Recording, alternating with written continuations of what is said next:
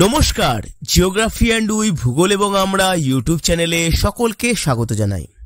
ভূগোল প্রেমী বন্ধুরা, আজ আমরা আলোচনা করতে চলেছি ধাপ চাষ এবং ফালি চাষ নিয়ে। প্রথমেই আমরা জানব ধাপ চাষ বা স্টেপ কাল্টিভেশন বা টেরেস ফার্মিং আসলে কি।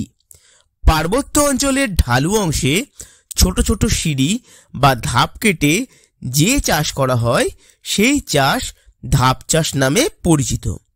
এই ধরনের চাষের ক্ষেত্রে পাহাড়ের খাড়া ঢালে ধাপ তৈরি করে চাষ করা হয়। সাধারণত উচ্চ পার্বত্য অঞ্চলের ঢালে এই ধরনের চাষ করা হয়। এই ধরনের চাষে ধান, গম, তৈলবীজ প্রভৃতি শস্য উৎপন্ন হয়।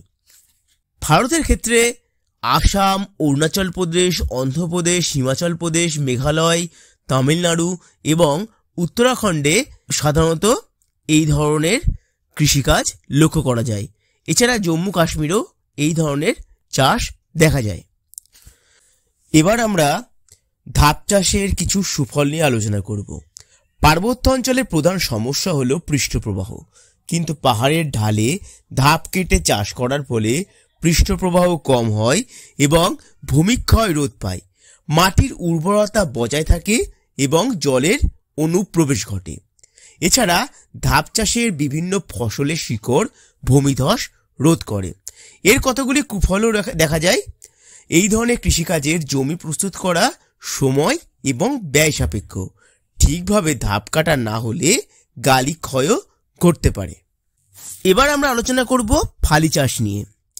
অনেক সময় ভূমির ঢালের আড়াআড়িভাবে চওড়া ফিতে বা পংক্তির মতো জমি তৈরি করে তার মধ্যে শস্য রোপণ করে যে চাষাবাদ করা হয় সেই চাষ ফালি চাষ নামে পরিচিত।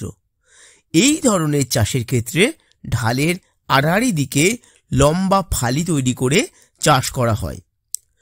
পর্বতের পাদদেশীয় অঞ্চলে এই ধরনের চাষ করা হয়ে থাকে। শিম, ডাল, চীনাবাদাম প্রভৃতি শস্য উৎপন্ন হয় এই পদ্ধতিতে। ভিডিওটি কেমন লাগলো তা আপনারা অবশ্যই কমেন্ট করে জানাবেন এবং ভালো লাগলে ভিডিওটি লাইক করবেন এবং চ্যানেল নতুন হলে আপনাদেরকে আমাদের এই চ্যানেলটি সাবস্ক্রাইব করবার জন্য অনুরোধ জানাচ্ছি। ধন্যবাদ সবাইকে।